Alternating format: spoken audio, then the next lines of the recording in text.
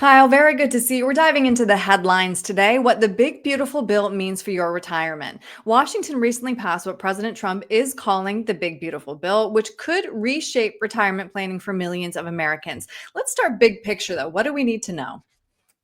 This is a big one for retirees, Erin. It's good to be with you. The way we're looking at this is that it's not a huge opportunity for a major strategy change or strategy shift.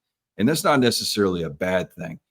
But the way we're looking at it is because there is a lot of time sensitive benefits that are baked into this one is we're looking at this as kind of a 3-year stimulus for retirees and primarily those that are 65 and older in this case. Okay. All right. So let's dive into it, though. And I want to start with some confusing headlines about those taxes on Social Security. The agency framed that new $6,000 senior tax deduction as eliminating taxes on benefits, but experts say it's not that simple. Can you explain? Yeah, so there was a lot of news articles. Yeah. I'm sure you remember about eliminating the Social Security tax and that it's going away. Well, unfortunately, that is not what had happened.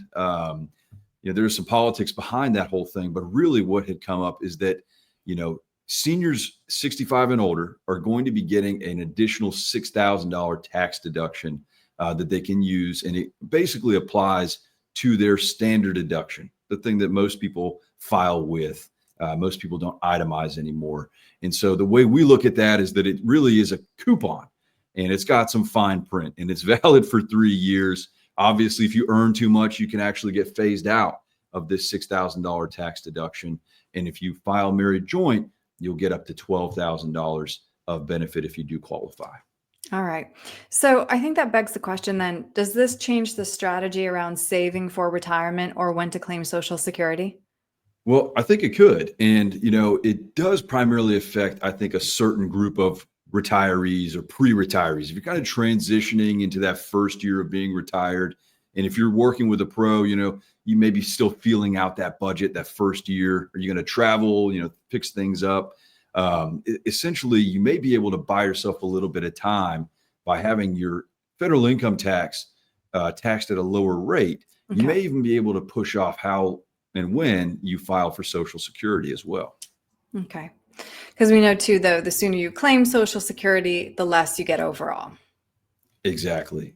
And you can see right there on the screen, if you do push that benefit out, it can have benefits not just for you where you get a larger benefit, but if you have a spouse that may be relying on that benefit, when you do the spousal planning, that could be a big benefit because they only get to keep that one check and it's the higher of the two. Right. Okay, so now let's circle back to the extension of the 2017 tax cuts, which is kind of the biggest takeaway here. Can you explain why now is still a good time for a Roth conversion and why Roth accounts are so powerful? I mean, Erin, we talked about this, how much, at the beginning of last year, a lot. And, we were thinking that, hey, we maybe do have a big moment for a big strategy shift ahead. And, that Tax Cuts and Jobs Act, really what it did is it extended these brackets that you see here on the screen. So this is a much friendlier set of brackets than we had back in 2017. You in that set of brackets, you moved up higher, faster. And in this one, we have more room in that 12% bracket down there.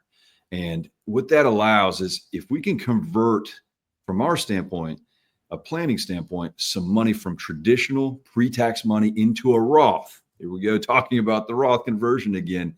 It's an excellent window of opportunity where we may have more wiggle room in that 12% bracket where we're converting, the tax deferred money, where, every dollar that we take out of pre-tax accounts into Roth. And obviously we have to structure this and plan it so that it lines up well with your retirement.